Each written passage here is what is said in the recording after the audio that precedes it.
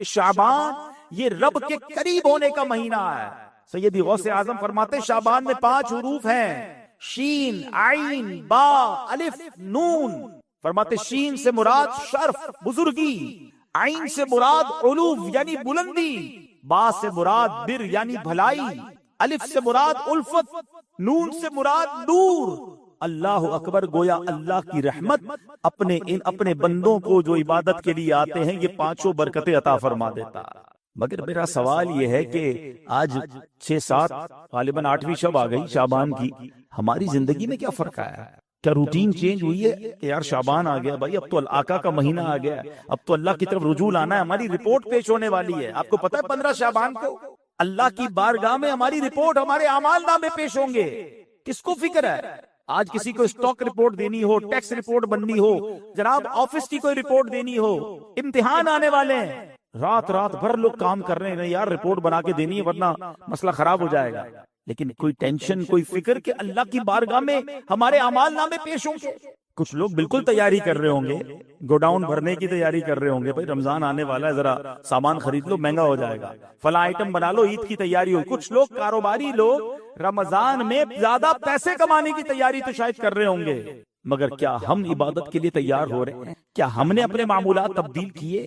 ہم نے درود پاک میں اضافہ کیا؟ ہم نے تلاوت قرآن میں اضافہ کیا کہ اللہ کی بارگاہ میں رپورٹ جانی ہے؟ پورا سال تو غفلت میں گزرا ہے، بس یہ آخری دن تو اچھے گزر جائیں تاکہ جب شب برات اللہ کی بارگاہ میں میرے اعمال نامے جائیں تو کچھ آخری دن کا توبہ، استغفار، عبادات اللہ کی بارگاہ میں قبول ہو جائے تو پچھلے سال کے گناہ معاف ہو جائیں.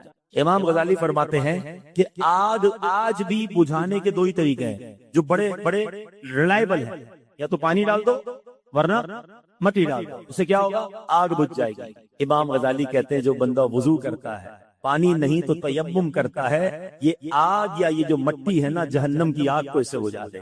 اچھا ویسے جتنی بڑی آگ ہو اتنا پانی چاہیے، بڑے بڑے کنٹینر، بڑے بڑے ٹینکر لگانے پڑتے ہیں تب جا کے آگ بجھتی ہے. وضو کا پانی تو بہت تھوڑا ہے، فرمایا اتنا بابرکت پانی ہے کہ یہ تھوڑے سے قطرے جو ہیں اس بندے کے لیے جہنم کی آگ کو بجھا دیں. پھر امام غزالی نے ایک اور بڑی پیاری بات فرمائی.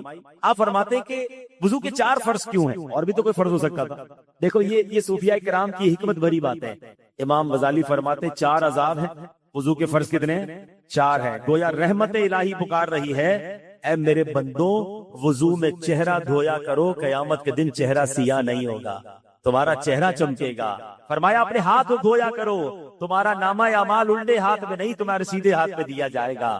فرمایا سر کا مسا اور پیر دھویا کرو، تمہیں پیشانی سے پکڑ کر جہنم میں نہیں ڈالا جائے گا بلکہ تمہارے سر پر جنت کا تاج سجایا جائے گا. پیر دھویا کرو، تمہارے پیروں میں جہنم کی بیڑیاں نہیں پڑیں گی، تو پل صراط پر تمہارے پیر ڈگمگائیں گے نہیں بلکہ پل صراط سے تم آسانی سے جنت میں داخل ہو جاؤ.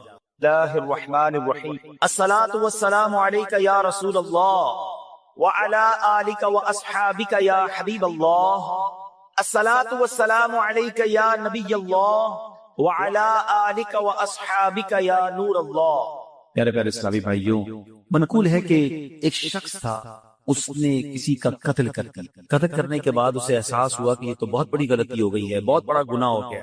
اور یاد رہے کہ قرآن کریم میں فرمایا گیا جس نے ایک جان کو قتل کیا گویا اس نے ساری انسانیت کو قتل کیا. یہ اتنا سخت گناہ ہے. اب وہ شخص جب یہ گناہ ہو گیا تو سوچنے لگا کہ اب کوئی توبہ کی صورت ہے، کیسے توبہ ہو سکتی؟ ایک صحابی رسول حضرت عبداللہ ابن عباس رضی اللہ تعالیٰ عنہما کی خدمت میں حاضر ہوا اور عرض کی کہ حضور مجھ سے یہ غلطی ہو گئی ہے، اتنا بڑا گناہ ہو گیا ہے کہ توبہ ہے؟ تو آپ نے فرمایا کیا تمہاری ماں زندہ ہے؟ کہتا حضور ماں کی تو وفات ہو گئی. فرمایا اچھا ایسا کرو، توبہ کرو اور جتنا ہو سکے اللہ کو راضی کرنے کی کوشش. وہ بندہ تو چلا گیا، یقیناً اس زمانے میں ایسا کوئی معاملہ نہیں ہوگا یا جو بھی اس کے اگلے کانسیکوینسز عدالتی نظام وغیرہ وہ یقیناً الگ معاملہ ہوگا. یہاں گناہ کی معافی کی بات ہو رہی ہے. حضرت عبداللہ ابن عباس سے ایک شخص نے کہا کہ حضور یہ بات تو آپ پہلے بھی کہہ سکتے تھے توبہ کرو، آپ نے یہ کیوں کہا کہ ماں زندہ ہے یا ماں موجود ہے؟ تو حضرت عبداللہ ابن عباس نے فرمایا کہ میری معلومات کے مطابق اللہ پاک کو راضی کرنے کا سب سے قریب ترین ذریعہ ماں کے ساتھ بھلائی کرنا. یعنی اگر اس کی ماں زندہ ہوتی تو میں سے کہتا ماں کی خدمت کر، اللہ تیرے سارے گناہ معاف کر دے. ایک بار اسی طرح ایک شخص نبی پاک علیہ السلام کی بارگاہ میں آیا، آ کر کہتا حضور میرے بڑے گناہ ہیں، بڑی خطائیں ہیں، میں بڑا یا رسول اللہ کیا میری معافی ہو سکتی ہے، توبہ قبول ہو سکتی ہے؟ نبی پاک علیہ السلام نے فرمایا کہ تیری ماں زندہ ہے۔ کہا حضور ماں زندہ نہیں۔ فرمایا تیری خالہ ہے؟ کہا جی حضور خالہ ہے۔ فرمایا جا خالہ کی خدمت کر، اللہ تیرے گناہ معاف کر۔ یعنی ماں کا مرتبہ تو اپنی جگہ، ماں باپ کے رشتہ دار بھی برکت والے ہو جاتے ہیں کیونکہ ان کا رشتہ ماں سے ہے نا۔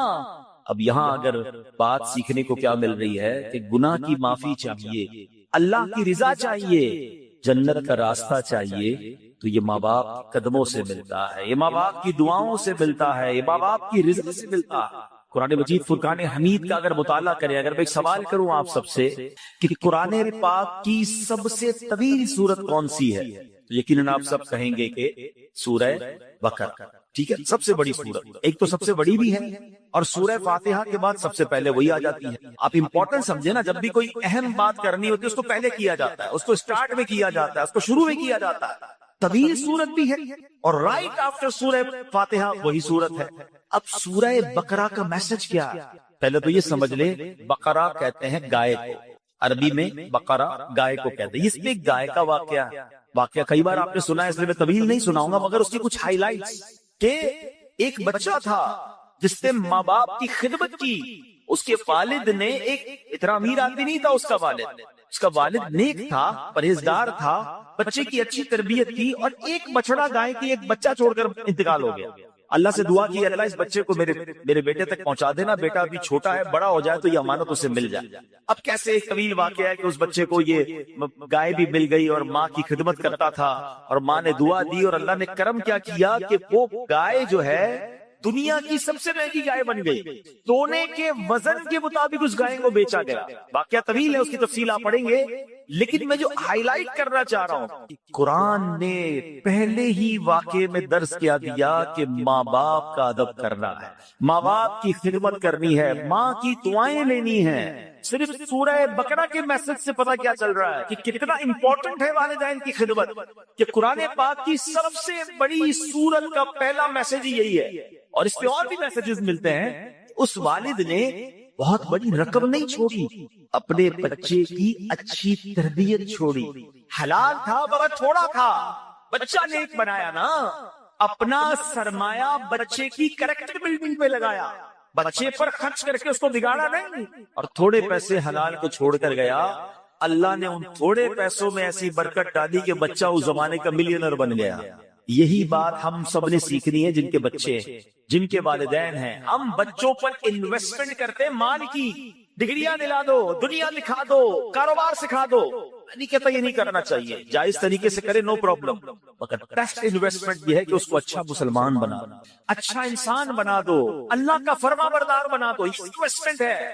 آپ دیکھیں نا، بہت سارے لوگ زندگی بھر کی چیز سوچ رہے ہیں، یار بچے کے لیے مال چھوڑنا ہے، اولاد کے لیے پیسے چھوڑنے، جائیداد چھوڑ کے جانا چاہیے۔ بتا کبھی کہنا ہے آپ اتنی محنت کیوں کرتے ہیں؟ یار بچوں کے لیے تو کر رہا ہوں، اپنے بچوں کے لیے کچھ چھوڑ کے جانا ہے۔ ارے اللہ کے بندوں، پہلے یہ چیک کرو حلال چھوڑ کے جانا ہے یا حرام چھوڑ کے جانا ہے؟ اچھا کروڑوں روپے چھوڑے، بچوں کو نیکی نہیں سکھائی، سخاوت نہ سکھائی، توکل نہ سکھایا، ماں باپ کا ادب نہ سکھایا، رسول کی محبت نہ سکھائی، اب کے مرنے کے بعد وہ کروڑوں روپے شراب میں، جوئے میں، ہم نے دیکھا اربوں پتی باپ کا انتقال ہوا، اتنے سارے پیسے چھوڑ کر والد گیا مگر دین نہ سکھایا، وہ پیسے جوئے میں، شراب میں، بیکار باتوں میں لٹائے، بچہ پھر بینک کرپٹ ہوا، پک گیا، مقروض ہو گیا۔ ہم نے ایسے بھی دیکھے کہ ماں باپ زیادہ پیسے چھوڑ کے نہیں گئے مگر تربیت اچھی کر کے گئے، اللہ کو راضی کرنے کا ذہن دے کر گئے۔ بلکہ چلے یا جتنے بیٹھے ہیں نا اسی کو دیکھ لیں، اپنی مثال لے لیں، میں اپنی مثال لیتا ہوں۔ ہمارے ماں باپ نے ہمارے لیے جتنے پیسے چھوڑے، کیا اللہ نے اس میں برکت نہیں ڈالی؟ کئی ایسے جو اس سے آگے بڑھ گئے۔ کیسے آگے بڑھ گئے؟ ماں باپ کی دعائیں تھیں اور آپ نے کچھ اچھے کام کیے، ماں باپ نے سکھایا تھا۔ سمجھ رہے ہیں بات کو؟ تھوڑے سے اللہ نے آپ کو بھی بڑھا دیے۔ اس میں بہت سارے ہیں کہ ماں باپ کے ورثے میں اتنے پیسے نہیں ملے مگر ماں باپ نے نیکی سکھائی، سخاوت سکھایا، اللہ کی راہ میں خرچ کرنا سکھایا، اللہ نے اس تھوڑے مال میں، کیونکہ وہ اچھا پیسہ تھا، اللہ نے اس میں برکت ڈال دی۔ جو سورہ لیگیسی سے کیا چھوڑنا ہے آپ نے؟ اپنے بچوں کو نیک بنانا۔ میں اپنے بیان میں ایک بات کہا کرتا ہوں، اپنے بچوں کو کچھ نہ کر سکو نا تو کم از کم 5 وقت کا نمازی ضرور بنا دے۔ ہاں اس کی برکت پتہ ہے کیا ملے گی؟ ہاں اس کی برکت سنیے، اگر آپ کا بچہ، آپ کا بیٹا، آپ کی بیٹی 5 وقت کی نمازی ہے نا تو جب آپ دیکھیں ماں باپ کو مرنے کے بعد کیا چاہیے؟ نیک اعمال زندگی کے بعد منقطع ہو جاتے ہیں، اعمال نامہ ڈسکنٹینیو، حدیث پہ آتا ہے جب بندہ انتقال کر جاتا ہے اس کا اعمال نامہ بند ہو جاتا ہے سوائے 3 چیزوں کے، فرمایا علم جو باقی رہتا ہے، صدقہ جاریہ اور نیک اولاد جو اس کے لیے دعائے مغفرت۔ اب میری اولاد میرے لیے دعا کرے گی کہ نہیں مجھے پتا نہیں، اب اتنی بیزی ہو گئی ہے نیو جنریشن، لیکن اگر میں نماز ہی بنا گیا اس کو، ہر نماز میں التحیات میں جب وہ بیٹھے گا میرا بیٹا ہے یا میری بیٹی ہے، اسٹیٹس دیکھیں وضو میں ہوگا، قبلہ رو ہوگا، نماز میں ہوگا، اور اللہ سے کہے گا ربنا اغفر لی ولوالدی وللمؤمنین یوم یقوم الحساب، فجر پڑھے گا تو مجھے تحفہ ملے گا، ظہر پڑھے گا تو مجھے تحفہ ملے گا، بلکہ ہر وہ رکعت جس پہ قائدہ آخرہ کرے گا میری اولاد مجھے دعا دے رہی ہے۔ اور اولاد کی دعا کبھی کبھی کیسے مقبول ہوتی ہے؟ حضرت عیسیٰ علیہ نبینا علیہ السلام ایک بار کسی قبر کے پاس سے گزرے، دیکھا قبر پر عذاب ہو رہا ہے، اللہ کے نبی تھے نا، اللہ نے ایسی نگاہیں دی تھی، قبر کے اندر کے احوال جان لیے، تھوڑے عرصے کے بعد آئے، دیکھا قبر میں انوار و تجلیات کی بارش ہے، اے اللہ یہ معاملہ کیسے، یہ بندہ ایسے نورانی قبر میں کیسے ہو گیا، کچھ دنوں پہلے تو عذاب ہو رہا تھا۔ ارشاد ہوا اے عیسیٰ جب یہ مرا تھا نا بڑا گناہ گار تھا، اس پر اسی لیے عذاب ہو رہا، مگر اپنی بیوی کو پریگننٹ چھوڑ کر، حاملہ چھوڑ کر مرا تھا، اب کچھ عرصے بعد اس کی بیوی کے یہاں اولاد ہوئی، بیٹا ہوا، اے عیسیٰ وہ بیٹا 5 سال کا ہو گیا، جب 5 سال کا ہوا تو مدرسے میں گیا، قاری صاحب نے کہا پڑھو بسم اللہ الرحمن الرحیم، بچے نے پڑھا بسم اللہ الرحمن الرحیم، اے عیسیٰ مجھے شرم آئی کہ جس باپ کا بیٹا زمین کے اوپر رحمان اور رحیم کہہ کے مجھے پکار رہا ہے، اس کے والد کو زمین کے اندر میں عذاب دوں، اس کے بیٹے کے بسم اللہ پڑھنے کی برکت سے میں نے باپ سے عذاب کو دور۔ ہائے ہائے مبارک ہو ان کو جن کے بچے حافظ ہیں، مبارک ہو ان کو جن کے بچے عالم ہیں، مبارک ہو ان کو جن کے بچے نمازی ہیں۔ ارے ایسی اولاد چھوڑ کے جانا ہے جو مرنے کے بعد ہمارے لیے صدقہ جاریہ کا باعث بنے۔ سورہ بقرہ کا میسج ہی یہی ہے، پیسے چھوڑنے کی فکر چھوڑ دو، اگر اللہ نے اسے نیک بنایا ہے نا تو اس کو اللہ غیب سے مدد کر دے گا، آپ کے تھوڑے مان میں برکت ڈال دے گا۔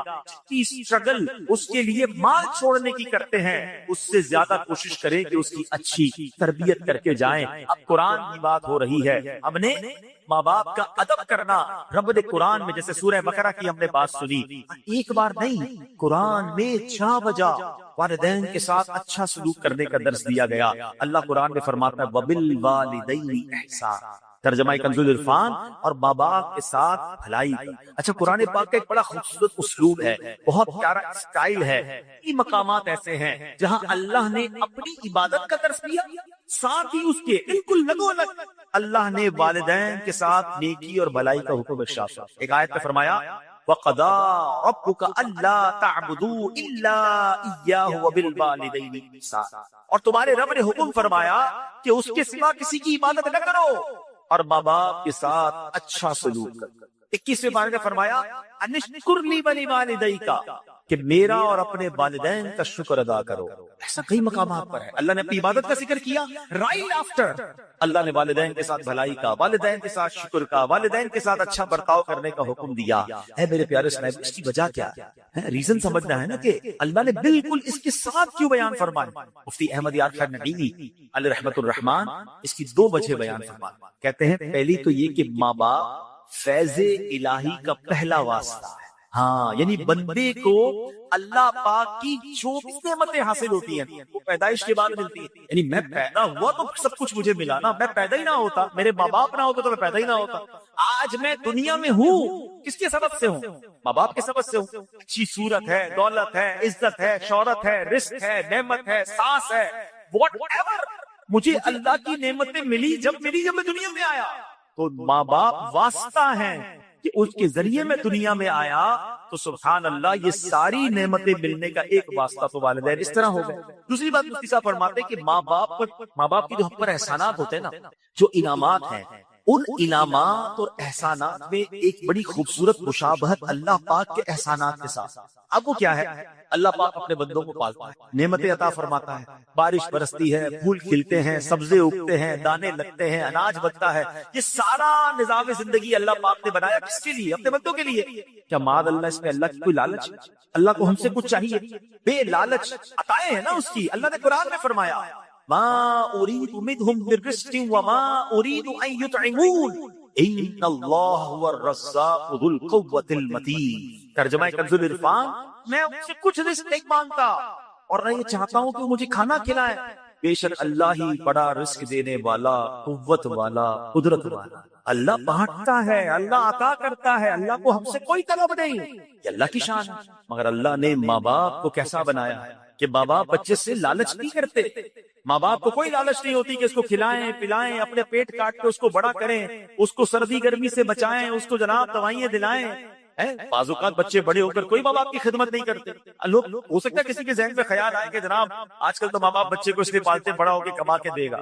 ارے مجھے بتاؤ، اگر یہ بات ہے تو پھر معذور بچوں کو ماں باپ کیوں پالتے ہیں؟ ماں باپ کا پیار بے لالچ ہے. دنیا میں جو بے لوث پیار ہے، انکنڈیشنل لو اگر کوئی کرتا تو وہ ماں باپ کرتے ہیں. ایک میں نے بڑی پیاری بات پڑھی، دنیا میں ایک ہی بندہ ہے ہماری اور آپ کی زندگی میں، ایک ہی بندہ ایسا ہوتا ہے جو یہ چاہتا ہے کہ یہ مجھ سے بھی آگے بڑھ جائے. اور پتہ ہے کون ہوتا ہے؟ وہ ہمارا والد. والد ہمیشہ یہ چاہتا ہے کہ میں جہاں تک پہنچا ہوں نا، میرا بیٹا اس سے آگے پہنچ. دنیا میں اور کون چاہتا ہے بھائی آگے بڑھ جائے؟ اتنا انکنڈیشنل پیار ماں باپ کرتے ہیں، اپنی تکلیفیں اپنی. اچھا پھر ماں باپ کو اللہ نے کیسا پیارا رشتہ ہمیں کیسا دیا. اگر ہم سمجھے نا، ہم جب پیدا ہوئے نا، آپ کے گھر میں بھی بچے پیدا ہوئے ہوگا. اچھا میری باتیں ان کو جلدی سمجھ آئیں گی جو آپ خود ماں باپ بنے. ہمیں بھی یہ اس وقت سمجھ نہیں آتی تھی، جب خود ماں باپ بنے تو زیادہ سمجھ آئی. بچہ پیدا ہوتے ہی سب سے زیادہ فرجائل ہوتا ہے بچہ، بالکل جس کو کہیں چھوئی ہوئی ہوتا ہے. کتنی بیماریاں اس سے حملہ آور ہو رہی ہیں. اب اس بچے کو 2 خادم چاہیے 24/7، چھٹی نہیں ہے ان خادمین کی. جو اس کی باڈی ہے نا، اس کی ریکوائرمنٹ کیا ہے کہ اس کو 2 ایسے خادم چاہیے. ایک خادم وہ چاہیے جو اس کے ساتھ ہر وقت چپکا رہے، اس کی گندگی صاف کرے، اس کو کپڑے پہنائے، اس کی مالش کرے، اس کو تیل لگائے، اس کو کھانا کھلائے، دودھ پلائے، واٹ ایور اس کی نیڈ ہے، سونا جاگنا اسی کے ساتھ. تبھی وہ بچہ آہستہ آہستہ گرو کرے گا. اور دوسرا خادم اس کو وہ چاہیے کہ جو اپنا مال خرچ کرے، اپنے پیٹ، کیونکہ تمام چیزوں کے لیے پیسے چاہیے گے. اللہ نے دیکھے ماں باپ کے دل میں کیسی محبت ڈالی ہے کہ ماں بچے کے پیدا ہوتے اس کی خادمہ بن جاتی ہے. دنیا میں پیسوں سے ایسی خادمہ نہیں مل سکتی جیسی اللہ نے ماں جیسی اس کے دل میں اتنی محبت ڈال دیتا ہے رب کہ وہ اب بچہ روئے تو یہ جاگتی ہے، وہ تڑپے تو یہ تڑپتی ہے. ارے اس کے رونے میں اسے پتہ چل جاتا ہے کہ پیٹ میں درد ہو رہا ہے یا کان میں درد ہو رہا ہے. اور والد کیسا بے لوث خرچ کرتا ہے کہ آدھی رات کو ہاسپٹل لے جانا ہے، آدھی رات کو ماں کہتی بچے کے لیے دودھ لے کر آؤ، فلاں دوائی لے کر آؤ، وہ سارے کام چھوڑے گا، اپنے دودھ پیتے بچے کے لیے یہ سب چیزیں کرتا ہے. سوچے یہ دل میں ڈالا کس نے؟ یہ اللہ نے میری اور آپ کی پرورش کا انتظام کیا ہے. یہ ماں باپ کے احسان ہیں ہم پر جو انہوں نے ہمارے ساتھ بچپن سے اب تک کیے. اور جبھی رب فرماتا ہے شکر ادا کرو میرا اور شکر ادا کرو اپنے والدین کا. اے میرے پیارے اسلامی بھائیوں، نبی پاک علیہ السلام کی بارگاہ میں عرض کی گئی، یا رسول اللہ سب سے فضیلت والا عمل کون سا؟ بہت سارے اسلام میں بیٹھے ہیں اور ماشاءاللہ نیک نمازی ہیں، نیکی کرنے کا جذبہ بھی ہوتا ہے. ہم بھی چاہتے ہیں کہ فضیلت والا عمل بتا دیں. ایک صحابی رسول نے سوال کیا، یا رسول اللہ سب سے زیادہ فضیلت والا عمل کون سا؟ فرمایا الصلاۃ علی وقتها، یعنی نماز کو اس کے وقت پر ادا کرنا. پھر پوچھا یا رسول اللہ اس کے بعد دوسرا سیکنڈ پسندیدہ عمل؟ فرمایا ثم بر الوالدین، اس کے بعد والدین کے ساتھ بھلائی کرنا سب سے پسند. یہ اتنی بڑی نیکی ہے، یہ پسندیدہ عمل میں بھی ٹاپ لسٹ پر ہے. تو اے میرے پیارے اسلامی بھائیوں، ہمیں اپنے ماں باپ کے ساتھ اچھا برتاؤ کرنا ہے. اچھا بعض اوقات آج کے زمانے میں فاسٹ لائف ہو گئی، یہ نہیں پتا چلتا کہ میں کیا کر لوں تاکہ مجھے یہ اطمینان ہو جائے کہ میں والدین کا فرما بردار ہوں. میرے پر والدین کے حقوق کیا ہے؟ مجھے کوئی لسٹ بتا دیں، مجھے کوئی چیک لسٹ دے دیں تاکہ میں چیک کر لوں کہ میں یہ کام کر رہا ہوں کہ نہیں. اپنے طور پہ میں سمجھ رہا ہوں میں بڑی خدمت کر رہا ہوں، میں ماں باپ میرے مجھ سے سیٹسفائی ہیں، کہیں ایسا نہ ہو کہ میں گناہ گار ہوں. تو آج میں کچھ والدین کے حقوق بیان کرتا ہوں جو علماء کرام نے بیان کیے. اب ذرا غور کیجئے والدین کے ساتھ نیک سلوک کرنا کیسے ہے. سب سے پہلے تو یہ بات ذہن میں بٹھا لیں کہ والدین کے حقوق کی گنتی بھی نہیں ہو سکتی، کتنے حقوق ہیں. اعلیٰ حضرت امام اہل سنت کی خدمت میں سوال ہوا کہ ماں باپ کے حقوق کتنے؟ سیدی اعلیٰ حضرت امام اہل سنت نے کمال کا جواب دیا. فرمایا والدین کے اتنے حقوق ہیں کہ پورے کرنا ناممکن ہے. یہاں تک کہ اگر والدین وفات پا جائیں اور بیٹا انہیں دوبارہ زندہ کرنے کی طاقت رکھتا ہو تو دوبارہ زندہ کرے، یہ بھی ان کے حقوق میں شامل ہے. یہ تو کر ہی نہیں سکتے. ہم تو ان سے پیدا ہوئے ہیں نا، ہم ان کی وفات کے بعد ان کو پیدا نہیں کر سکتے، زندہ نہیں کر سکتے. حقوق کا عالم یہ ہے. مگر اب علماء کرام فرماتے کہ لسٹ بھی بہت بڑی، کاؤنٹ بھی نہیں ہو سکتی، مگر چند باتیں اگر کوئی ان پر عمل کر لینا تو یہ والدین کے ساتھ بھلائی کرنے والا کہتے ہیں۔ اب غور سے یہ چیک لسٹ، جتنے نوجوان خوش نصیب ہے یقین کرے جن کے ماں باپ آپ کے پاس، پوچھئے ان سے جن کی ماں چلی گئی، پوچھئے ان سے جن کے والد چلے گئے۔ ہم ہر سال یہاں جب جمع ہوتے ہیں تو والدین کی یاد یقیناً اور تازہ ہو جاتی ہے۔ ماں باپ کے بغیر زندگی بہت بے رنگ ہو جاتی، دکھ میں، سکھ میں، خوشی میں، غم میں، ہر وقت ماں باپ یاد آتے ہیں۔ اور اگر آپ کے پاس ہیں تو آپ بہت آؤ میرے بچوں، آؤ میرے نوجوانوں، سن لو کہ شریعت کیا سکھا رہی ہے کہ ماں باپ کے حقوق کیا ہے۔ شریعت کے دائرے میں رہتے ہوئے والدین کی ہر بات مان، یہ پہلا حق ہے، یعنی والدین کی ہر بات ماننی ہے۔ جو وہ کہہ دے فوراً لبیک کہتے ہوئے ان کے حکم پر عمل کر گزرنا ہے۔ ایسے بہت سارے کام ہیں کہ جو عام حالات میں جائز کی حد تک ہیں، والدین کا حکم ہو جائے تو اب یہ واجب ہو جائے۔ مثلا کھانا کھانا جائز ہے، لیکن اگر ماں باپ حکم فرما دے کہ کھاؤ، کھانا پڑے گا، تو اب یہ لازم ہو جائے گا، یہ واجب ہو جائے گا۔ اللہ اکبر، نہیں کھائے گا تو گناہگار۔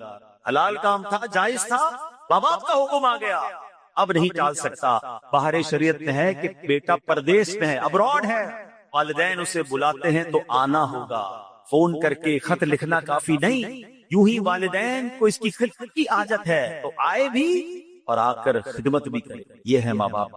اب یہاں بعض اوقات کیا ہوتا ہے کہ ماں باپ علم دین سے دور ہوتے ہیں تو ماں باپ شریعت کے خلاف حکم دیتے ہیں۔ اب یہاں ماں باپ کی نہیں مانی جائے گی، ہر جائز کام میں تو بات مانی جائے گی۔ معاذ اللہ ماں باپ کہتے ہیں نماز نہ پڑھو، داڑھی بڑھوا دو، اب ماں باپ کی نہیں مانی جائے گی۔ اللہ کی اطاعت میں مخلوق کی جو ہے بات نہیں مانی جائے گی کہ مخلوق کو راضی کرنے کے چکر میں رب کو ناراض کر دیں۔ اللہ قرآن میں فرماتا ہے فلا تطعهما، تو ان کا کہنا نہ مان، یعنی ماں باپ جب اللہ رسول کی نافرمانی کا حکم دے ان کی پیروی نہ کر۔ یہاں ایک اور نصیحت ہے جو قرآن کریم میں فرمایا وَصَاحِبْهُمَا فِي الدُّنْيَا مَعْرُوفًا، اور دنیا میں اچھی طرح ان کا ساتھ دے۔ یعنی پتہ چلا ماں باپ نے شریعت کے خلاف حکم دیا، اب ان سے لڑنا نہیں ہے، چیخنا چلانا نہیں ہے، ان کے ساتھ بات چیت ختم نہیں کرنا، روٹ کر بھاگ نہیں جانا، کھانے پینے کی ہڑتال کر کے ان کا دل نہیں دکھانا ہے، بلکہ اس صورت میں ان سے بھلائی کے ساتھ پیش آنا ہے۔ یعنی امی کہتی ہے بیٹا داڑھی منڈوا دو، اب ماں سے لڑے بغیر ہاتھ جوڑ کر کہنا ہے اے امی میں اللہ رسول کی نافرمانی نہیں کر سکتا، براہ کرم مجھے یہ حکم نہ دے، باقی کوئی حکم ہو تو فرمائیں۔ پیار سے، محبت سے اس وقت بھی پیش آنا ہے۔ اے میرے پیارے اسلامی بھائیوں، اب دوسرا حق یہ ہے کہ ماں باپ کے حکم کو نفل عبادت سے زیادہ اہمیت ہے۔ یہ بڑی اہم بات ہے۔ کچھ لوگ ہم نفلی کاموں میں لگے رہتے ہیں اور ماں باپ ناراض ہیں، ماں باپ دکھی ہیں، یاد رکھو یہ عمل ٹھیک نہیں ہے۔ مثلا دل کر رہا ہے کہ نفلی روزہ رکھنا ہے، ماں باپ منع کر دیں تو اب نفلی روزہ نہیں رکھیں۔ دل چاہ رہا ہے کہ نوافل پڑھوں اور امی نے کہا کہ نہیں بیٹا بازار جانا ہے، میرے ساتھ چلو، سودا لے کر آؤ، تو اب نفل بعد میں پڑھیں گے، پہلے ان کا حکم مانو۔ آپ شریعت دیکھیں کس قدر درس، اللہ کی عبادت ہے نا نفلی روزہ، عبادت نہیں، نفلی عبادت نہیں کرنی، ماں باپ کی بات ماننی ہے۔ یہ ماں باپ کا دوسرا حق ہے۔ ایک بڑا عجیب و غریب واقعہ حدیثوں میں موجود ہے۔ ایک بڑے راہب تھے، بڑے عبادت گزار تھے، ان کا نام حضرت جریج تھا۔ عبادت گزار تھے، بڑا عبادت خانہ بنایا ہوا تھا، عبادت کرتے تھے۔ ایک بار ان کی والدہ نے انہیں بلایا، وہ نماز پڑھ رہے تھے، ان کو یہ بات ذہن سے نکل گئی کہ ماں بلائے تو نفلی نماز ہے، اس کی تفصیل ہے تو اس کو توڑ کے یہاں سے دینا ہوگا۔ جواب نہیں دیا، دوبارہ بلایا، نماز جاری رکھی، نماز نہیں توڑی۔ ماں نے جب تیسری بار بلایا، تیسری بار بھی نہیں گئے تو ماں تڑپ کر کہتی ہے بیٹا تجھے اس وقت تک موت نہ آئے جب تو کسی بدکار عورت کا منہ نہ دیکھ۔ اب یہ دل سے بددعا نکل گئی۔ اب کیا ہوا؟ کچھ عرصے بعد اس علاقے میں ایک عورت نے ایک چرواہے کے ساتھ بدکاری کی، بچہ پیدا ہوا، لوگوں نے پکڑا تو کہتی ہے یہ بچہ تو جریج کا ہے۔ سارے لوگ جریج کے پاس پہنچے، ان کی عبادت گاہ کو توڑ دیا، بڑی ذلت ہوئی، کافی لوگ جمع ہو گئے کہ تم نے ایسا کیا؟ اب اللہ والے تو تھے، عبادت گزار تو تھا وہ بندہ۔ اس نے کہا اس بچے سے پوچھو، اے بچے تو بتا تیرا باپ کون ہے؟ اللہ نے اس بچے کو قوت گویائی دی۔ اس بچے نے کہا کہ میرا والد جریج نہیں بلکہ چرواہا ہے۔ ان کی جان تو چھوٹ گئی، مگر یہ سارا تماشا ہوا، اس کے پیچھے علماء کہتے ہیں وجہ وہی ہے کہ ماں کا دل، ماں نے بددعا دی تھی۔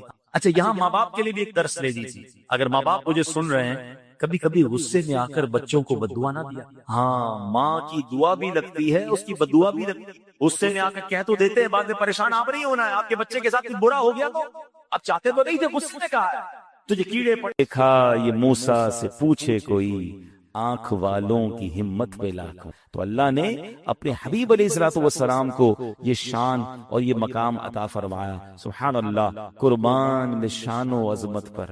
सोए है चैन से बिस्तर पर, जिब्रील अमी हाजिर होकर मेराज का मुजदा सुनाते हैं। जिब्रील अमी बुराक लिए जन्नत से जमीन पर आ पहुंचे, बारात फरिश्तों की आई, मेराज को दूल्हा जाते। क्या शान से, क्या कहते ना, मेहमान खुसूसी को जब बुलाया जाता है तो शान से बुलाया जाता है। ये तो उनको बुलाया जा रहा है जिनके सबब ये कायनात बनाई गई है। सुभान अल्लाह। उलमा ने बड़ी प्यारी प्यारी तौजीहात और बड़े प्यारी हिकमतें बयान की हैं कि ये मेराज का तोहफा दिया क्यों गया, नबी पाक को ये मकाम क्यों दिया गया। तो सुभान अल्लाह, बड़ी प्यारी बात उलमा फरमाते हैं। हजरत आदम से लेकर जनाब ईसा अलैहिस्सलाम तक जितने अंबिया आए सब गवाही देते रहे अल्लाह एक है, अल्लाह के सिवा इबादत के कोई लायक नहीं। मगर ये गवाही मुकम्मल कैसे होती? मिसाल के तौर पे मैं आपको कहूं कि एक बंदे से मेरी मुलाकात हुई है, वो ऐसा है, वो वैसा है, तो आप कहेंगे ठीक है, आपने देखा है तो आपकी गवाही ठीक है। और मैं कहूं जनाब एक मकाम वैसा है और आप पूछिए आपने देखा है, मैंने कहा मैंने देखा तो नहीं, तो हो सकता है आप में से कोई कहे जनाब बगैर देखे गवाही कैसे दे रहे हो? सारे अंबिया गवाही देते रहे अल्लाह एक है, देखा किसी ने नहीं था।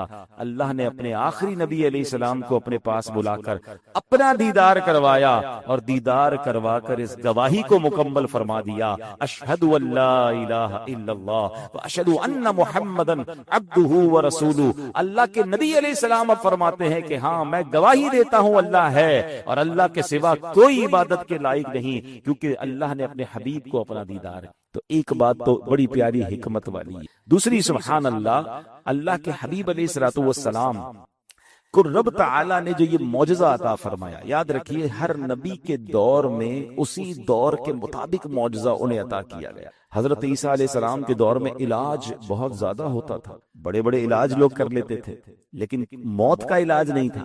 तो हजरत ईसा आए तो लोगों ने कहा हम आपको अल्लाह का नबी जब माने जब आप किसी मुर्दा को जिंदा कर दें, आप किसी कोढ़ वाले मरीज को ठीक कर दें। आपने अल्लाह की अता से मुर्दा भी जिंदा किए, कोढ़ वाले मरीज ठीक कर दिए, जिनको ईमान लाना था ईमान ले आए। हजरत मूसा अलैहिस्सलाम का दौर था, उस जमाने में जादूगर बड़े थे, उन्होंने कहा हम अल्लाह का नबी जब माने जब आप हमारे जादू का तोड़ करके बताएं। उन्होंने रस्सियां फेंकी, वो सांप बन गए, हजरत मूसा ने अपना असा डाला, वो अजदहा बन के सारे सांपों को निकल गया। जैसा दौर वैसा मौजज़ा, जैसी मेंटालिटी वैसा जवाब। हजरत सालेह अलैहिस्सलाम का दौर था, लोग पहाड़ों में घर बनाते थे, ठीक है ना, बड़े बड़े माउंटेन को तराश लेते थे। तो लोगों ने कहा कि आप हम तो माउंटेन तो तराश लेते हैं लेकिन हम माउंटेन से बच्चा पैदा नहीं कर सकते। अगर आप अल्लाह के नबी हैं तो माउंटेन से ऊँटनी निकाल कर बताएं। आपने अल्लाह की इता से इशारा किया, माउंटेन फटता है अंदर से, ऊँटनी निकलती है, वो बच्चा भी देती है। तवील वाक़या है। तो जैसा दौर था वैसा मौजज़ा। नबी पाक का दौर क़यामत तक का दौर है, साइंस का दौर है, आर्टिफिशियल इंटेलिजेंस का दौर है, सुपरसोनिक एयरक्राफ्ट का दौर, ये दौर भी तो नबी पाक का है ना। हो सकता है आज कोई साइंस का स्टूडेंट कहता है कि जनाब हर दौर में हर नबी को उस दौर के मुताबिक मौजज़ा मिला, तो हमारे नबी अलैहिस्सलातु वस्सलाम के पास ऐसा कौन सा मौजज़ा है जो साइंस को जवाब देगा? अल्लाहु अकबर। यकीनन आज बड़ी तेजी से सफर हो रहा है, बड़े सुपरसोनिक एयरक्राफ्ट बन गए हैं। अब तो बताया जाता है आवाज की रफ्तार से ज्यादा तेज जहाज उड़ने वाले आ गए। मगर ये कैसा मौजज़ा है कि मेरे आका बैतुल मुकद्दस जाते हैं मक्के से, सातों आसमानों की सैर करते हैं, जन्नत और जहन्नम के तबकात मुलाहिजा करते हैं, अल्लाह करीम की बारगाह में हाजिर देते हैं। ये सारा ट्रेवल हजारों साल का है, मगर नबी पाक जब वापस तशरीफ लाते हैं तो दरवाजे की कुंडी हिल रही होती है, बिस्तर अभी तक गर्म होता है। अल्लाह अकबर। इसका मतलब वक्त ही रुक गया था, इससे ज्यादा तेज रफ्तारी क्या हो सकती है? अल्लाह अकबर। अब एक दिल में सवाल आता है कि जनाब ये इतना तेज सफर हुआ और अभी वक्त वहीं का वहीं रुका है, तो उलमा इश्क वाली जवाब बड़ा प्यारा देते हैं। अब मैं आपसे सवाल करता हूं, आपकी घड़ी में सेल हो, अब वो सेल निकाल लें तो क्या होगा? घड़ी रुक जाएगी। वापस सेल लगाएं तो टिक टिक टिक करके फिर चलने लग जाएगी।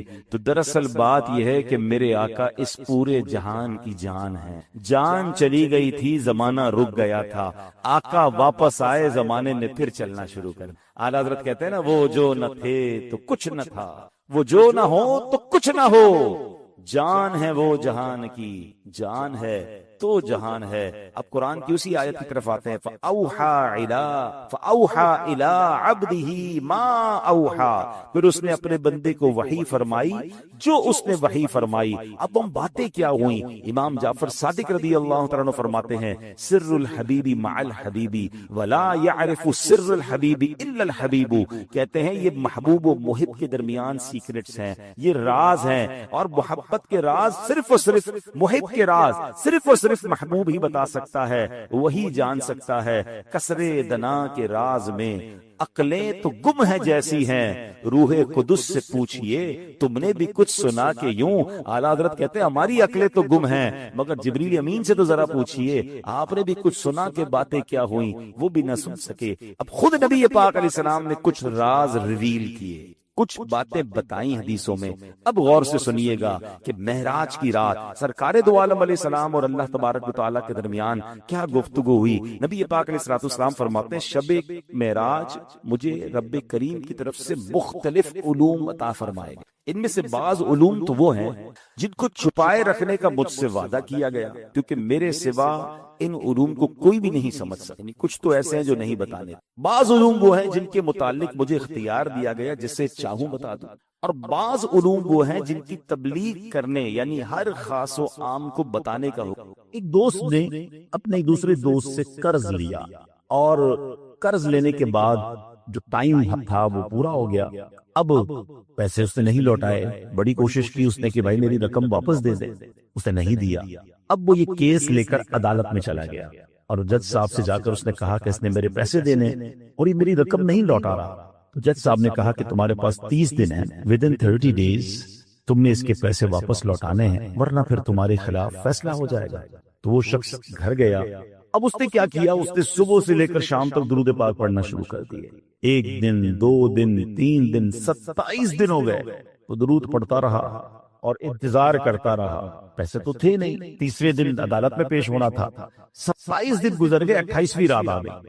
خواب میں اس کو کسی نے آواز دی کہ گھبراؤ نہیں، تمہارا قرض ادا ہو جائے گا۔ اگلے دن پھر درود پاک پڑھتا رہا۔ اب نبی پاک کی خواب میں زیارت ہوئی، آقا علیہ السلام تشریف لائے، فرمائے گھبراؤ نہیں، تمہارا قرض ادا ہو جائے گا، تم علی بن عیسیٰ وزیر کے پاس جاؤ اور اس سے کہو وہ تمہارا قرض ادا کر دے گا۔ اب جب صبح اٹھا تو بہت خوش کہ نبی پاک کی زیارت مجھے ہو گئی، لیکن پھر خیال آیا کہ میں اگر وزیر صاحب کے پاس گیا اور انہوں نے مجھ سے کوئی ایویڈنس مانگ لیا، کوئی پروف مانگا، کہ میں کیسے مان لوں تمہیں نبی پاک نے بھیجا ہے، تو اس بات پر تو میرے پاس کوئی دلیل نہیں ہے۔ اب 30ویں رات آ گئی، آخری رات ہے، صبح عدالت میں جانا ہے۔ درود پاک پڑھتے پڑھتے سو گیا۔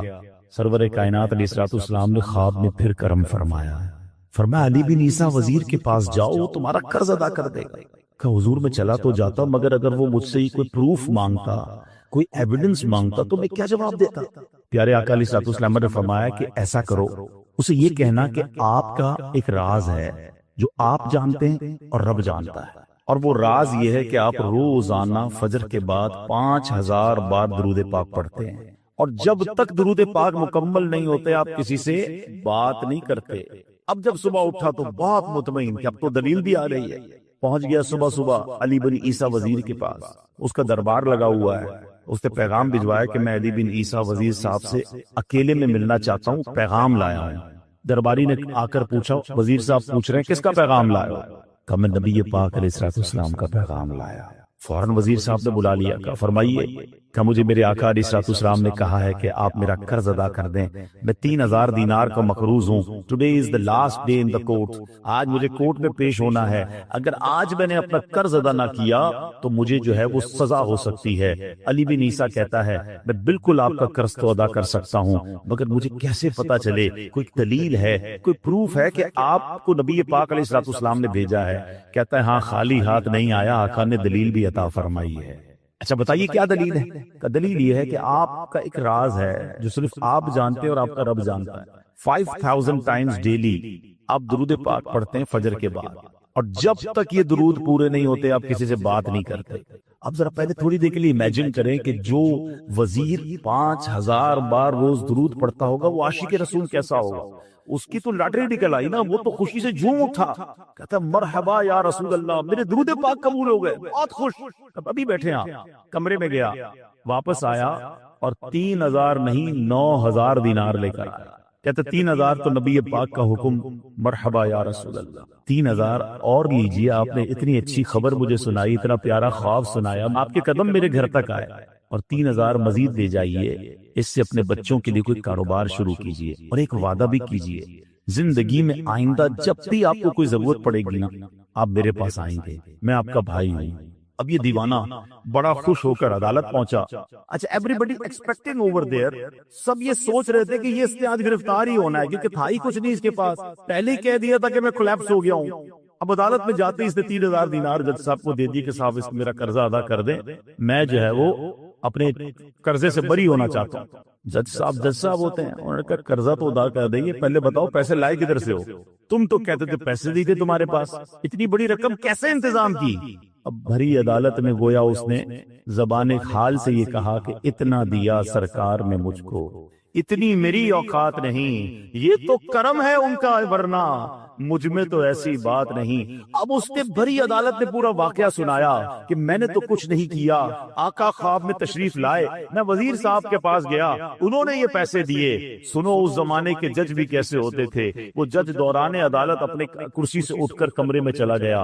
تھوڑی دیر بعد جج صاحب واپس آئے اور 3000 دینار اس کے ہاتھ میں دیتے ہیں. کیا سارا ثواب علی بن عیسیٰ لے جائے گا؟ میں بھی تو آقا کا امتی ہوں، تمہارا قرضہ میں ادا کرتا ہوں. اچھا اب جس نے کیس کیا تھا، سبحان اللہ، کیا ماحول تھا، کیا انداز تھا، کیا دل تھے، وہ بھی تو دیکھ رہا ہے. کہتا ہے میں بھی تو آقا کا امتی ہوں، رکے ذرا، کاغذ قلم دیجئے، بندے کو میں قرضہ ہی معاف کر دیتا ہوں. اچھا قرضہ ہو گیا معاف. اب جو 3000 جج صاحب نے دیے تھے، وہ بندہ کہتا جج صاحب ہوں واپس لے لو، میرا تو قرضہ ہی ادا ہو گیا. تو جج صاحب کہتے ہیں جو پیسے آقا کے نام پر نکال دیے میں نے واپس نہیں لینے، یہ سارے تم ہی لے جاؤ. اب یہ 12000 دینار لے کر یہ عاشق رسول جھومتا ہوا اپنے گھر پر جا رہا ہے. اے میرے پیارے اسلامی بھائیوں، ایک رات پہلے ایک سنگل پینی اس کے پاس نہیں ہے، اور اگلے دن 12000 دینار ہیں. درود پاک وہ وظیفہ ہے جو دل سے پڑھا جائے تو سبحان اللہ یہ مصیبتوں کو ٹالنے والا وظیفہ ہے، یہ پریشانیوں کو دور کرنے والا وظیفہ ہے. اور یہ میں نہیں کہہ رہا، خود سرور کائنات علیہ الصلوۃ والسلام کی حدیث ہے جس کا مضمون ہے کہ جو پریشانیوں میں ہو، جو مصیبتوں میں ہو، اس کو چاہیے کہ مجھ پر درود پڑھے، کہ درود پریشانیوں کو لے جاتا ہے، مصیبتوں کو لے جاتا ہے. ایک شاعر نے کیا خوب لکھا ہے، اور واقعی حق لکھا ہے، ہر درد کی دوا ہے صلی علی محمد. ادھر وہ درود پڑھے، ادھر فرشتہ ہمارا نام بارگاہ رسالت میں پیش کر دے، میرا نہیں میرے والد کا نام بھی پیش کرے. اور ایک بار نہیں، میں جتنی بار درود پاک پڑھوں اتنی بار فرشتہ دربار رسالت میں پیش کرے. تو گویا مطلب یہ ہوا کہ بارگاہ رسالت میں حاضری کا ٹکٹ ہے. آپ اگر چاہتے ہیں کہ روز میری حاضری لگے، بلکہ ایک دن میں کئی بار حاضری لگے، تو درود پاک اپنا معمول بنا لیجئے. سبحان اللہ، خوش نصیب ہیں وہ لوگ جو روزانہ سینکڑوں بار درود پاک پڑھتے ہیں. روزانہ ہی نہ جانے کتنی بار بارگاہ رسالت میں تذکرہ ہوتا ہوگا. کبھی تو نبی پاک کرم فرمائیں گے، کبھی تو فرشتوں سے فرمائیں گے کہ یہ غلام روز یاد کرتا ہے، چلو آج اس کی ڈگری بنا دیتے ہیں. ایک ہی نگاہ کرم کی دیر ہے. یہ میں بتا دوں، ہو سکتا ہے یہاں پر بہت سارے پریشان، بیمار، قرض دار، ڈیفیکلٹیز میں مبتلا لوگ بیٹھے ہوں گے، یا مجھے بعد میں چینل پر سنیں گے. What ever difficulty you have, کوئی بھی پرابلم ہے آپ کے پاس، ہمارے لیے بڑی مشکلیں ہیں. ایک بار سرور کائنات علیہ الصلوۃ والسلام کی نگاہ پڑ گئی نا، ہاں سارے کام سنور جانے. شاعر لکھتے ہیں نا، یاد رکھو اگر اٹھ گئی ایک نظر، یاد رکھو اگر اٹھ گئی ایک نظر، جتنے خالی ہیں سب جام بھر جائیں. بریلی کے تاجدار بھی لکھتے ہیں نا، قسمت میں لاکھ پیچ ہوں 100 بل 1000 کچ. لوگ کہتے ہیں یار کوئی مسئلہ ہی حل نہیں ہوتا، جس کام میں ہاتھ ڈالتا ہوں گڑبڑ ہو جاتی ہے، ایک مسئلے سے نکلتا ہوں دوسرے مسئلے میں پھنس جاتا ہوں. پرابلمز ہی پرابلمز ہیں. عاشقوں کے امام، امام اہل سنت مولانا شاہ امام احمد رضا خان کیا پیارا سولوشن دیتے ہیں. فرماتے ہیں قسمت میں لاکھ پیچ ہوں 100 بل 1000 کچ، آقا یہ ساری گتھی ایک تیری سیدھی نظر کی. ایک نظر پڑنے کی دیر ہے، ساری گتھیاں سلجھ جانی ہیں. تو پڑھیے نا درود پاک، کثرت سے پڑھیے، پھر دیکھیں کیسے درود پاک کی برکتیں ملتی ہیں. سبحان اللہ. صدیق اکبر رضی اللہ عنہ خود فرماتے ہیں کہ پیارے آقا علیہ الصلوۃ والسلام پر درود پاک پڑھنا گناہوں کو ایسا مٹا دیتا ہے، اتنی جلدی مٹا دیتا ہے کہ پانی بھی آگ کو اتنی جلدی نہیں بجھاتا. فرماتے ہیں نبی پاک علیہ الصلوۃ والسلام پر سلام بھیجنا غلام آزاد کرنے سے بھی افضل ہے، اتنا بڑا کام ہے. تو اے میرے میٹھے اسلامی بھائیوں، ہمیں اپنی زندگی کا معمول بنانا چاہیے. چلتے پھرتے اٹھتے بیٹھتے درود پاک پڑھتے رہا کریں. انشاءاللہ اس کی برکتیں آپ اپنی آنکھوں سے دیکھیں گے. آئیے مل کر محبت کے ساتھ با آواز بلند درود پاک پڑھ لیجئے. صلو علی الحبیب صلی اللہ تعالی علی محمد صلی اللہ علیہ وسلم. میٹھے میٹھے اسلامی بھائیوں، جیسا کہ میں نے ذکر کیا کہ ایک بڑی عظیم مبارک اور جس کو آپ کہیں کہ تاریخ اسلام کی ہسٹوریکل پرسنالٹی حضرت صدیق اکبر رضی اللہ تعالی عنہ ہیں. حضرت ابوبکر صدیق رضی اللہ تعالیٰ عنہ خلیفہ اول بھی ہیں، عاشق اکبر بھی ہیں، یار غار بھی ہیں، یار مزار بھی. نبی پاک کے ایسے ساتھی ہیں کہ جب بھی ان کے بارے میں ہم جانتے ہیں، پڑھتے ہیں، ہمارا ایمان تازہ ہو جاتا ہے. آپ کا نام شاید بہت سارے یہاں موجود اسلامی بھائیوں کے لیے بھی اور بہت سارے مدنی چینل کے ناظرین کے لیے بھی یہ نئی بات ہوگی کہ اگر میں یہ سوال کر لوں کہ بتائیے آپ کا نام کیا تھا. حضرت ابو بکر ان کا نام نہیں ہے. ان کی کنیت اتنی پاپولر، اتنی مشہور ہوئی کہ ساری دنیا انہیں ابو بکر کے نام سے جانتی ہے، مگر ابو بکر جو ہے آپ کی کنیت ہے. نبی پاک علیہ الصلوۃ والسلام کی اس عظیم ساتھی کا نام عبداللہ ہے. عبداللہ آپ کا نام تھا، ابو بکر آپ کی کنیت. سب سے پہلے اسلام لانے والی شخصیت مردوں میں حضرت ابو بکر صدیق رضی اللہ تعالی عنہ ہیں. اور آپ علیہ الصلوۃ والسلام کے جو القابات مشہور ہوئے، عتیق اور صدیق. عتیق کا مطلب ہے آزاد. سبحان اللہ. میں اور آپ ساری زندگی دعا کرتے ہیں اللہم اجرنا من النار، کہیے آمین، کہ اللہ ہمیں جہنم کی آگ سے آزاد فرما دے. صدیق اکبر رضی اللہ تعالیٰ کی قسمت پر ہماری جانیں قربان کہ آپ کو نبی پاک نے فرمایا انت عتیق من النار، اے صدیق تو جہنم کی آگ سے آزاد ہو. اس دن سے آپ کا نام عتیق مشہور ہو گیا. ایک اور کیسا واقعہ ہوا، بی بی عائشہ صدیقہ رضی اللہ تعالی عنہا فرماتی ہیں ایک دن میں اپنے گھر میں تھی کہ نبی پاک علیہ الصلوۃ والسلام اور صحابہ کرام ہمارے گھر تشریف لائے. میرے اور ان کے درمیان چارپائی رکھی ہوئی تھی. اچانک میرے والد گرامی حضرت ابوبکر صدیق رضی اللہ تعالیٰ عنہ ہمارے گھر تشریف لائے تو پیارے آقا نے ان کی طرف دیکھ کر صحابہ سے ارشاد فرمایا جسے دوزخ سے آزاد شخص کو دیکھنا ہو وہ ابو بکر کو دیکھ لے. کہتے اس دن کے بعد سے آپ عتیق مشہور ہو گئے اور صدیق. سبحان اللہ. یہ ایسا لقب ہے سچ بولنے والا، سچ کہنے والا. ایک اور اس کے معنی یہ بیان کیے جاتے ہیں کہ صداقت اور سچائی کی تصدیق کرنے والے. حضرت ابوبکر صدیق رضی اللہ تعالیٰ عنہ کے بہت سارے کارناموں میں ایک شاندار اور ایمان افروز کارنامہ یہ بھی ہے کہ جب صبح معراج تھی، معراج کی رات گزر گئی اور صبح کا وقت جب ہوا تو پیارے آقا علیہ الصلوۃ والسلام نے کفار مکہ کے سامنے ایک دعویٰ کیا کہ میں رات کے تھوڑے حصے میں بیت المقدس کی سیر کر کے واپس آ گیا. بہت بڑا آج کانسیپٹ بھی کلیئر ہو جائے گا. بہت بڑی غلط فہمی بھی بہت سارے یہاں موجود اسلامی بھائیوں کی یہ جو وسوسے پیدا کرتے ہیں ان کی بھی کلیئر ہو جائے گی. کچھ لوگ یہ کہتے ہیں جناب یہ معراج کا جو واقعہ تھا یہ خواب میں ہوا تھا. یہ جسمانی طور پر نبی پاک بیت المقدس تشریف لے گئے تھے، آسمانوں پر پیارے آقا جسمانی طور پر نہیں گئے تھے.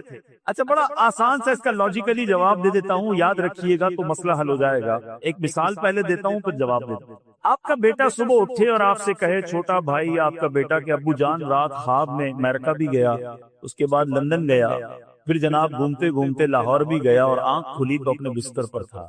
آپ کیا کہیں گے کہ بیٹا کوئی بات نہیں، خواب میں تو سارے ہی گھومتے رہتے، یہ کوئی نئی بات نہیں، اس میں کوئی پریشانی کی بات تو نہیں. خواب میں اگر کوئی کہے تو ہم کہیں گے ٹھیک ہے خواب میں ہو سکتا ہے. اگر نبی پاک علیہ الصلوۃ والسلام نے معراج کی رات گزار کر کفار مکہ کے سامنے یہی دعویٰ کیا تھا کہ میں خواب میں بیت المقدس گیا تو کسی کو کیا پرابلم ہو سکتی تھی، مگر وہاں تو شور ڈال دیا گیا، ایک زبردست مخالفت کی فضا قائم کر دی گئی. ابو جہل اتنا شاطر اور عیار تھا کہ اس نے نبی پاک علیہ الصلوۃ والسلام سے عرض کی کہ حضور آپ نے جو ابھی کہا ہے کہ آپ بیت المقدس ہو کر آئے ہیں، میں مزید کچھ لوگ جمع کرتا ہوں، کیا ان کے سامنے بھی آپ یہ دعویٰ کر دیں گے؟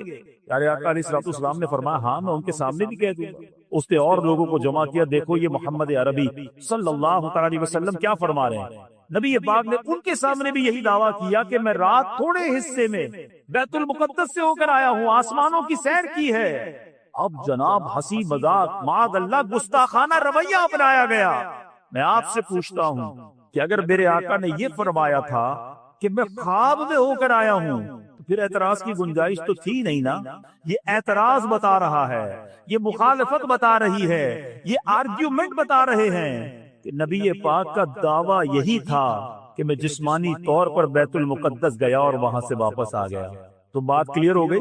اچھا اب کفار مکہ نے سوچا کہ جناب بڑا اچھا موقع حضرت ابوبکر صدیق رضی اللہ تعالیٰ عنہ کو بہکانے کا، ان کو معاذ اللہ ڈی ٹریک کرنے کا۔ ان کے دروازے پر پہنچ گئے اور جا کر کہا اے ابوبکر جس نبی کا کلمہ پڑھتے ہو جانتے ہو وہ کیا کہہ رہے ہیں، تم جانتے ہو وہ دعویٰ کیا کر رہے ہیں؟ کہا میرے آقا کیا فرما رہے ہیں؟ کہا وہ کہتے ہیں کہ رات کے تھوڑے حصے میں بیت المقدس سے مسجد اقصی سے ہو کر آ گئے۔ چلے بچے بیٹھے ہیں، نوجوان بیٹھے ہیں، ہو سکتا ہے یہ سوچ رہے ہوں کہ رات کے تھوڑے حصے میں تو ہم بھی لانڈی سے واپس آ سکتے ہیں، تو یہ بیت المقدس سے ہو کر آنا کیا مشکل تھا؟ مکہ پاک سے مسجد اقصی کا اس زمانے میں سفر 1 مہینے کی راہ تھی۔ 1 مہینے کا سفر تھا، کیونکہ گھوڑے اور اونٹ جاتے تھے تو 1 مہینے جانے کا راستہ تھا، 1 مہینے واپس آنے کا راستہ تھا، گویا 60 دن کا سفر تھا۔ اور پیارے آقا کا دعویٰ یہ تھا، ارشاد یہ تھا کہ میں رات ہی رات ہو کر آ گیا ہوں۔ سیدنا ابوبکر صدیق سے کہا کہ آپ جانتے ہیں جس نبی کا آپ کلمہ پڑھتے وہ کیا کہہ رہے ہیں؟ تو آپ نے فرمایا بتاؤ کیا کہہ رہے ہیں؟ کہا وہ کہتے رات کے تھوڑے حصے میں بیت المقدس سے ہو کر آ گیا ہوں۔ کہا واقعی میرے آقا ایسا کہتے؟ کہا ہاں وہ ایسا ہی فرما رہے ہیں۔ کہا نبی پاک فرما رہے ہیں تو سچ فرما رہے ہیں، میرے آقا نے فرمایا ہے تو سچ فرمایا ہے، میں اس کی تصدیق کرتا ہوں۔ وہ ہکے بکے رہ گئے کفار مکہ کے، اے ابو بکر تم ایسی عجیب بات کی تصدیق کر رہے ہو؟ اللہ اکبر، وہ تاریخی جواب ارشاد فرمایا۔ آپ فرماتے ہیں میں تو اس سے بھی بڑی بڑی باتوں کی تصدیق کرتا ہوں، میرے آقا مجھے آسمانوں کی خبریں دیتے ہیں۔ نبی پاک فرماتے ہیں کہ آسمان سے جبریل امین آئے ہیں، قرآن پاک کی آیتیں لے کر آئے ہیں۔ ارے جب میں جبریل کے آنے پر یقین رکھتا ہوں، قرآن کے نزول پر یقین رکھتا ہوں، یہ تو اس سے چھوٹی خبر ہے۔ میرے آقا جو فرماتے ہیں میں اس پر یقین رکھتا ہوں۔ اللہ اکبر، میرے بیچ اسلامی بھائیوں بڑی باریک سی بات کہہ کر آگے نکل جاؤں گا۔ حضرت ابوبکر صدیق رضی اللہ تعالیٰ عنہ کا ایٹیٹیوڈ کیا تھا؟ نبی پاک کا فرمان سنا، لبیک کہا، آقا کی شان سنی، دل میں مسرت آ گئی۔ ابو جہل اور اس کے ساتھیوں کا ایٹیٹیوڈ کیا تھا، ان کا رویہ کیا تھا؟ شان مصطفیٰ سنی، پریشان ہو گئے، مذاق اڑانے لگے، لاجکس ڈھونڈنے لگے۔ آج بھی شب بیراج آتی ہے، ساری دنیا میں آپ کو 2 قسم کے لوگ نظر آئیں گے، ایک خوشی منانے والے، ایک جھومنے والے، ایک نبی پاک کی شان پر خوش ہونے والے۔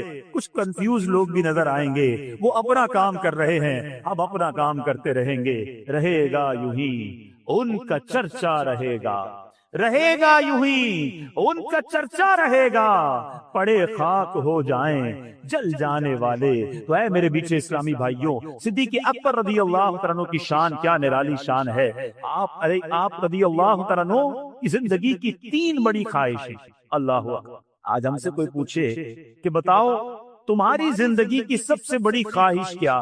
شاید کوئی کہے گا جناب گلشن اقبال میں رہتا ہوں، تمنا یہ ہے کہ ڈیفنس میں گھر بن جائے، موٹر سائیکل پر گھومتا ہوں، اچھی سی چمچماتی گاڑی مل جائے، کبھی یورپ اور امریکہ گیا نہیں، وہاں کا ویزا لگ جائے تو وہ بھی زندگی میں ایک بار دیکھ ہی لوں۔ ایسی کچھ خواہشیں ہوں۔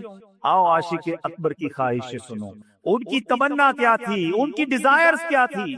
صدیق اکبر رضی اللہ تعالیٰ عنہ فرماتے میری 3 خواہشیں۔ آپ فرماتے پہلی تمنا النظر الیک، دوسری تمنا وانفاق مالی علیک، تیسری تمنا والجلوس بین یدیک۔ کہتے پہلی تمنا یہ ہے کہ پیارے آقا کا دیدار ہی کرتا، دوسری تمنا یہ ہے اپنا مال اپنے آقا کی بارگاہ میں خرچ کرتا رہوں، اور تیسری تمنا یہ ہے کہ نبی پاک کے قدموں ہی میں حاضر رہوں، ان کی صحبت میں ہی وقت گزرتا رہے۔ یعنی غور کیجئے ان تمام خواہشات کا محور کیا تھا، مرکز کیا تھا؟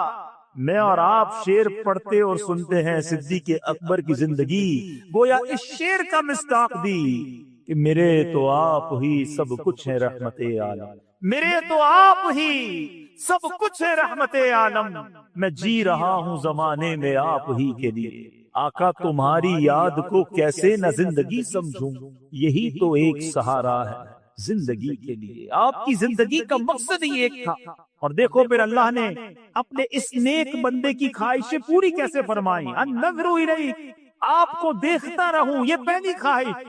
ساری زندگی تو دیدار کرتے ہی رہے، مگر جو غار سور میں دیدار ملا، ذرا سوچو تو صحیح، نبی پاک گود میں آرام فرما۔ علماء بڑی پیاری بات لکھتے ہیں، فرماتے جو عبادت صدیق اکبر نے غار سور میں اس وقت کی کہ جب جمال یار ان کی زانوں پر تھا، ان کی گود میں تھا، کائنات میں کوئی اور ایسی عبادت اس وقت نہیں کر رہا تھا۔ ون اینڈ اونلی حضرت ابوبکر صدیق نے ایسا دیدار کیا جو کسی اور نے نہیں کیا۔ اور کبھی غور تو کرو، جب کوئی گود میں ہو تو کیسے رخسار دیکھے ہوں گے، کیسے ہونٹ دیکھے ہوں گے، کیسے پلکیں دیکھی ہوں گی، ارے دیدار بھی کیا تو کیسا کیا۔ دوسری تمنا وانفاق مالی علیہ، یا رسول اللہ میں آپ کی ذات پر اپنا مال خرچ کرتا رہوں۔ کیسا خرچ کیا؟ ایک بار نہیں، ایک سے زائد بار صدیق اکبر رضی اللہ تعالیٰ عنہ نے اپنا سب کچھ نبی پاک کے قدموں پر قربان کر دیا۔ اور پھر والجلوس بین یدی، تیسری تمنا کیا تھی کہ آقا کے پاس حاضر رہوں۔ ارے ساری زندگی تو حاضر رہے۔ شاید بہت سو کو یہ نہیں پتا کہ صدیق اکبر رضی اللہ تعالیٰ عنہ نبی پاک کا ساتھ کب سے ہے۔ جب آقا کی عمر مبارک 20 سال تھی، اعلان نبوت تو نبی پاک نے 40 سال کی عمر میں کیا نا۔ پیارے آقا علیہ الصلوۃ والسلام کی عمر مبارک جب 20 سال تھی، اس وقت صدیق اکبر رضی اللہ عنہ کی عمر 18 سال تھی، 2-2.5 سال کا عمر میں فرق ہے۔ اس وقت سے نبی پاک کے دوست ہیں، اس وقت سے پیارے آقا کے ساتھ ہیں۔ اور میرے میٹھے اسلامی بھائیوں، زندگی میں تو ساتھ رہے، آج سنہری جالیوں میں بھی آقا کے ساتھ۔ ساری کائنات میں جب کوئی عاشق رسول روضہ رسول پر جاتا ہے، جہاں نبی پاک کی بارگاہ میں سلام پیش کرتا ہے، وہاں صدیق اکبر رضی اللہ تعالیٰ عنہ حضرت عمر فاروق رضی اللہ تعالیٰ عنہ کی بارگاہ میں بھی سلام پیش کرتا ہے۔ کیا مرتبہ پایا! اب دیکھو اپنے دوست کو ساتھ بھی رکھا، اور قیامت کے دن منظر کیسا ہوگا۔ ایک بار نبی پاک علیہ الصلوۃ والسلام سیدھے ہاتھ میں حضرت ابوبکر صدیق ہیں، بائیں ہاتھ میں حضرت عمر فاروق ہیں، ان کا ہاتھ پکڑ کر آئے اور صحابہ کرام کے سامنے آ کر فرماتے ہیں، دیکھ لو جس طرح آج ہم آئے ہیں، محشر کے دن بھی اسی طرح آئیں گے۔ اے میرے بیچے اسلامی بھائیوں، باتیں تو بہت ساری ہیں، حضرت صدیق اکبر رضی اللہ عنہ کی شان ہم بیان کرتے چلے جائیں، ساری رات گزر جائے گی، آپ کے فضائل کا احاطہ نہیں ہو سکتا۔